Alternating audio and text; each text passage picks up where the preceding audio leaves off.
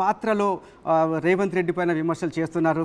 దీన్ని బట్టి మనకు స్పష్టంగా అర్థమవుతుంది రాజగోపాల్ రెడ్డి తాడో పేడో తేల్చుకోబోతున్నారు కాంగ్రెస్ పార్టీతోనే. ఈ సందర్భంలో ఒకసారి మీకు చెప్తాను సచిన్.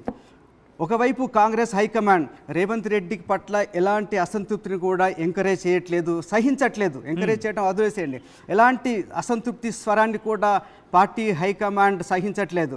దానికి ఎగ్జాంపుల్ కూడా చెప్తాను మీకు. పార్టీ ఎమ్మెల్సీగా ఉన్న తీన్మార్ మల్లన్న ఎప్పుడైతే పార్టీ మీద కానీ రేవంత్ రెడ్డి మీద ఆరోపణ చేశారో పార్టీ నుంచి సస్పెండ్ చేశారు. అట్లాగే కొద్ది రోజుల క్రితమే కొండా సురేఖ మంత్రి ఎవరైతే ఉన్నారో కొండా సురేఖ భర్త కొండా మురళి ఎప్పుడైతే పార్టీకి సంబంధించి కొంతమంది నాయకుల మీద, నిజానికి ఆయన ముఖ్యమంత్రి మీద కానీ లేదా ఏ సీనియర్ నాయకుడి మీద కూడా ఆరోపణలు చేయలేదు, హైకమాండ్ మీద అసలే చేయలేదు. ఆ జిల్లాకు చెందిన కొంతమంది నాయకులు కడియం శ్రీహరి కావచ్చు, మిగతా నాయకులైతే నాయని రాజేందర్ రెడ్డి కావచ్చు, మిగతా నాయకుల మీద ఆరోపణలు చేసినప్పుడే పార్టీ హైకమాండ్ చాలా సీరియస్గా తీసుకుంది. ఎవరైతే ఏఐసిసి ఇన్ఛార్జ్ ఉన్నారో మీనాక్షి నటరాజన్ కొండా మురళిని పిలిచి చాలా గట్టి వార్నింగ్ ఇచ్చారు.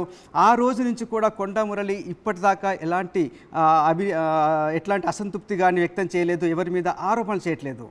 ఇలాంటి సందర్భంలో అయితే రేవంత్ రెడ్డి మీద కానీ పార్టీ మీద కానీ ఎలాంటి అసంతృప్తి స్వరాన్ని కానీ అసమ్మతి స్వరాన్ని కానీ పార్టీ సహించదు అనే మెసేజ్ ఇచ్చిన తర్వాత కూడా రాజగోపాల్ రెడ్డి చాలా కఠినమైన పదాలతో, చాలా తీవ్రమైన పదజాలంతో పార్టీ ముఖ్యమంత్రిని చాలా తీవ్రమైన పదజాలంతో వ్యతిరేకిస్తున్నారు, విమర్శలు చేస్తున్నారు.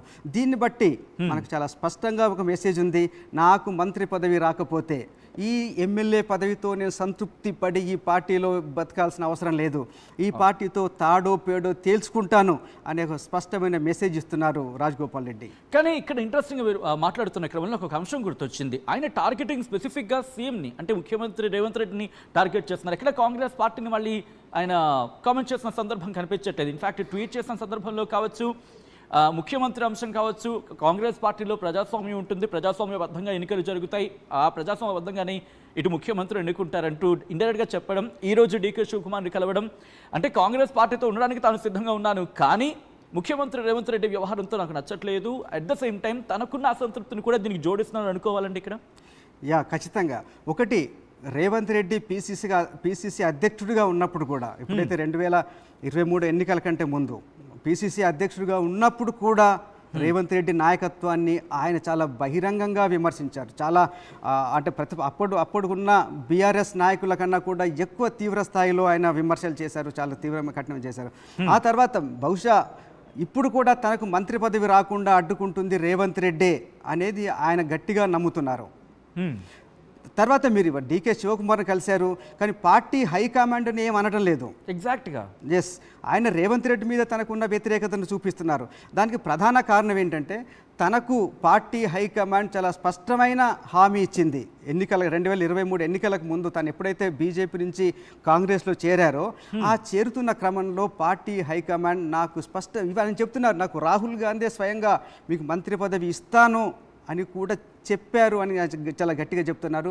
అయినా కూడా తనకు మంత్రి పదవి రాలేదు అంటే దానికి ప్రధాన కారణం ముఖ్యమంత్రి రేవంత్ రెడ్డి తన పట్ల ఉన్న వ్యక్తిగత ద్వేషాన్ని, వ్యక్తిగత వ్యతిరేకతని ఆసరా చేసుకుని రేవంత్ రెడ్డి తనకు మంత్రి పదవి రాకుండా అడ్డుకుంటున్నాడని ఆయన బలంగా నమ్ముతున్నారు. కాబట్టి అటు పార్టీ హైకమాండ్ మీద ఎలాంటి విమర్శలు చేయట్లేదు, అట్లాగే మిగతా నాయకుల మీద కూడా ఎలాంటి విమర్శలు చేయకుండా కేవలం పిన్ పాయింటెడ్గా రేవంత్ రెడ్డిని మాత్రమే ఆయన విమర్శలు చేస్తున్నారంటే ఆయన బలంగా నమ్ముతున్నారు మంత్రి రేవంత్ రెడ్డి తనకు మంత్రి పదవి రాకుండా అడ్డుకుంటున్నారని ఆయన నమ్ముతున్నారు. దానికి ఇంకొక ఉదాహరణ చెప్తాను మీకు సచిన్, ప్లీజ్.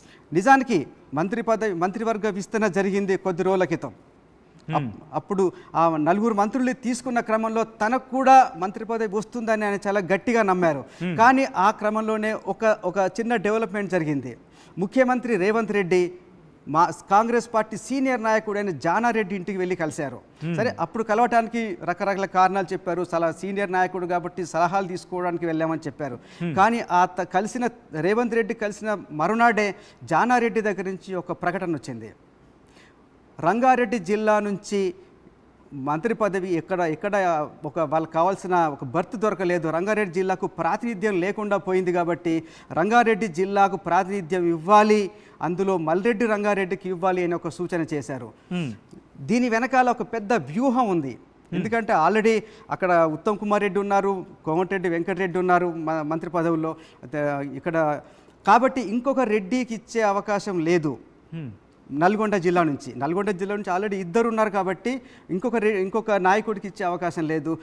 ఈ పొరపాటున ఇస్తారేమో, రాజగోపాల్ రెడ్డికి గతంలో హామీ ఇచ్చారు కాబట్టి ఆయనకు మంత్రి పదవి ఇస్తారేమో, దాన్ని అడ్డుకునే ప్రయత్నంలో భాగంగానే జానారెడ్డి రంగారెడ్డి జిల్లాకు ప్రాతినిధ్యం లేదు, రంగారెడ్డి జిల్లాకు ప్రాతినిధ్యం కల్పించాలి అని ఆయన డిమాండ్ అనేది కేవలం తనను మంత్రిగా కాకుండా అడ్డుకునే ప్రయత్నంలో భాగము. ఈ మొత్తం స్కెచ్ వెనకాల ముఖ్యమంత్రి రేవంత్ రెడ్డి ఉన్నారు.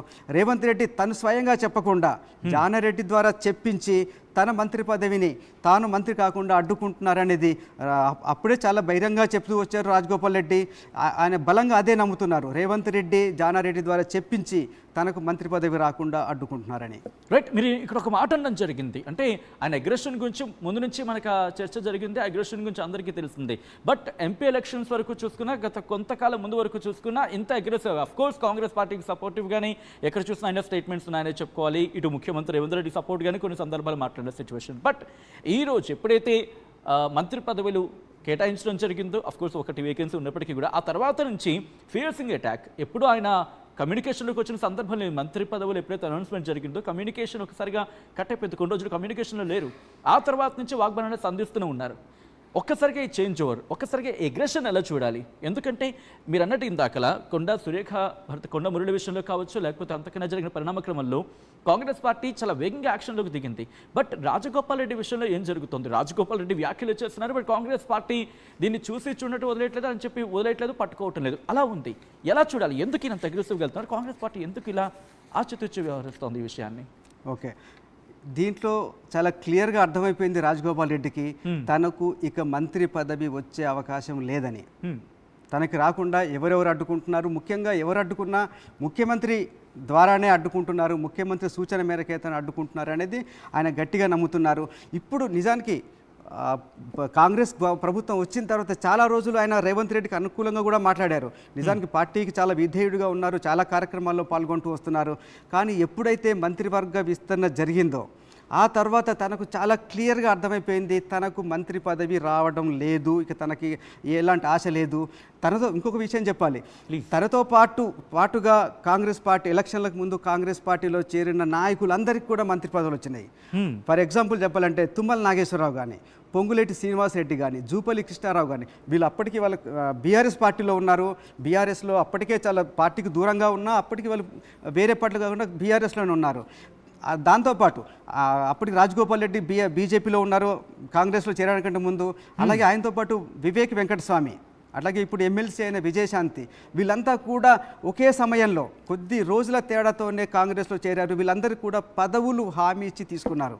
కానీ తనతో పాటు ఎవరెవరికైతే హామీ ఇచ్చిందో వాళ్ళందరికీ మంత్రి పదవులు వచ్చాయి. పొంగులేటి శ్రీనివాసరెడ్డి, జూపల్లి కృష్ణారావు, తుమ్మల నాగేశ్వరరావు, అట్లాగే వివేక్ వెంకటస్వామి, వీళ్ళంతా మంత్రులు అయిపోయారు.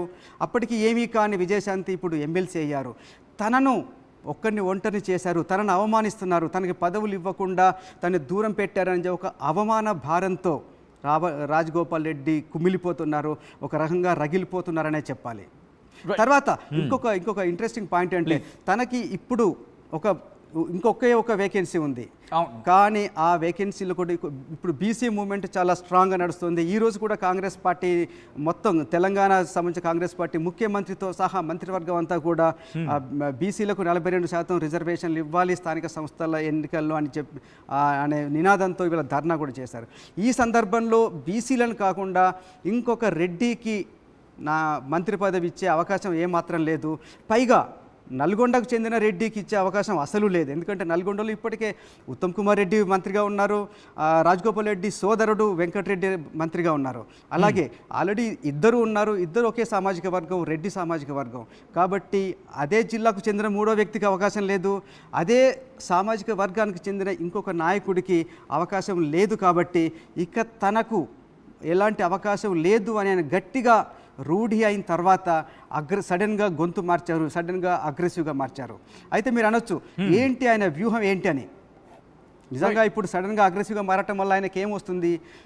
నిజానికి ఆయన ముందే చెప్పాను నేను, ఆయన చాలా అగ్రెసివ్ నాయకుడు, ముక్కుసూటిగా వెళ్ళే నాయకుడు, చాలా దూకుడుగా వెళ్ళే నాయకుడు అని. ఆయన ముందున్న స్ట్రాటజీ ఒకటే కనిపిస్తుంది సచిన్. ఒకటి, తను పార్టీలో మరింత బలంగా మారటం, మరింత బలమైన నాయకుడిగా ఎదగటం అనేది ఆయన స్ట్రాటజీ. అలా ఎదగటం ద్వారా పార్టీ హైకమాండ్ మీద ఒత్తిడి పెట్టాలి. ఇప్పుడు ఆయన ఏం చేస్తున్నారు తెలుసా మీకు? హైదరాబాద్ కన్నా కూడా తన నియోజకవర్గంలో ఎక్కువగా తిరుగుతున్నారు. గతంలో నిజానికి ఎప్పుడు ప్రజల్లో ఉండే మనిషే, ప్రజల్లో ఉండే నాయకుడే, అయినా కూడా గతంలో కంటే ఇప్పుడు కింది స్థాయి నాయకులు ప్రతి గ్రామానికి తిరుగుతున్నారు. ప్రతి గ్రామంలో కూడా మెడికల్ క్యాంపులు పెడుతున్నారు. ఈరోజు కూడా చెప్పారు, ఇందిరమ్మ ఇల్లు రాకపోతే నా స్వంత నిధులతో ఇల్లు కట్టిస్తానని చెప్తున్నారు. నిజానికి వెంకటరెడ్డి కానీ రాజగోపాల్ రెడ్డి కానీ ఒక పేరుంది. తన దగ్గరకు వచ్చే కార్యకర్తలకు వాళ్ళు ఎలాంటి సహాయమైనా చేస్తుంటారు, ఆర్థిక సహాయమైనా చేస్తుంటారని. కానీ ముఖ్యంగా ఇప్పుడు రాజగోపాల్ రెడ్డి ఒక వ్యూహం ఏంటంటే, రాబోయే స్థానిక సంస్థల ఎన్నికల్లో తన నియోజకవర్గంలో కావచ్చు, ఓవరాల్గా తన ప్రభావం ఎంతవరకు ఉంటుందో అక్కడ మొత్తం సర్పంచ్ ఎన్నికలు కానీ, జెడ్పీటీసీ, ఎంపీటీసీ ఎన్నికల్లో భారీగా తన మనుషుల్ని గెలిపించుకొని తన సత్తా చాటాలి. తనను హైకమాండ్ ఇగ్నోర్ చేయలేని విధంగా, తనను పక్కన పెట్టి తనను కాదనుకునే పరిస్థితి లేని విధంగా తన బలాన్ని నిరూపించుకొని పార్టీ హైకమాండ్కి తప్పదు, మనం రాజగోపాల్ రెడ్డిని వదులుకోకూడదు, రాజగోపాల్ రెడ్డికి మంత్రి పదవి ఇవ్వకుండా పక్కన పెడితే పార్టీ నష్టపోతుంది, పార్టీ దెబ్బతింటుందనే ఒక అభిప్రాయం కాంగ్రెస్ పార్టీ హైకమాండ్ కలిగించేలాగా ఆయన ఈ వ్యూహంతో ముందుకెళ్తున్నారు. తను కేవలం బతిలాడి లేదో ఇంకేదో అలకపూని ఇంకేదో విధంగా కాదు, ఒక అగ్రెసివ్గా ముందుకెళ్ళాలి. ఒక బలమైన నాయకుడిని నేను, నా బలం చూడండి, నన్ను వదులుకుంటే మీకు పార్టీకి నష్టం జరుగుతుంది అనే విధంగా ఒక మెసేజ్ ఇవ్వదలుచుకున్నారు. అందుకే ఇటువైపు ప్రజల్లోకి వెళ్తున్నారు, తన బలాన్ని నిరూపించుకునే ప్రయత్నం చేస్తున్నారు, బలాన్ని పెంచుకునే ప్రయత్నం చేస్తూనే ఇంకోవైపు నేను మిమ్మల్ని బతిలాడే పరిస్థితిలో నేను మీకు చాలా స్పష్టంగా చెప్పారు, నేను పదవుల కోసం ఎవరి కాళ్ళు పట్టుకునేవాడిని కాదు, ఎవరి మోచేతి నీళ్లు తాగేవాడిని కాదని కూడా చాలా బలంగా, అంటే ఇటు బలమైన బలాన్ని పెంచుకుంటూ ఇంకోవైపు పార్టీ హైకమాండ్ మీద ప్రెజర్ పెంచే ప్రయత్నం కూడా చేస్తున్నారు రాజగోపాల్ రెడ్డి. రైట్, ఇంట్రెస్టింగ్గా మీరు అంటూ ఉంటే ఒక స్టేట్మెంట్ తనది గుర్తొస్తుంది నాకు. ఇటు పార్టీ నుంచి వెళ్ళిపోయేందుకు కూడా సిద్ధం. ఆల్రెడీ మునుగోడుకి సంబంధించి డైరెక్ట్గా ప్రస్తావించకపోయినప్పటికీ అదే అంశాన్ని ఇక్కడ నేరుగా ఇండైరెక్ట్గా ప్రస్తావిస్తున్న సందర్భం అనుకోవాలి. ఈ నేపథ్యంలో టాపిక్ ఇక్కడ నుంచి ఒక డైవర్షన్ తీసుకోబోతుంది, ఇంట్రెస్టింగ్ డైవర్షన్. అది ఏంటి, మరి ముఖ్యంగా ఆయన నెక్స్ట్ ఎటువంటి వ్యూహంతో వెళ్ళబోతున్నారు, కాంగ్రెస్ పార్టీ మీద మరి ముఖ్యంగా కాకుండా రేవంత్ రెడ్డి టార్గెట్గా వెళ్తున్న క్రమంలో పార్టీ మారేందుకు ఆయన సిద్ధంగా ఉన్నారు. దానికి ఆయన ఇచ్చిన ఇండికేషన్కి సంబంధించిన బయట ఒకసారి చూద్దాం.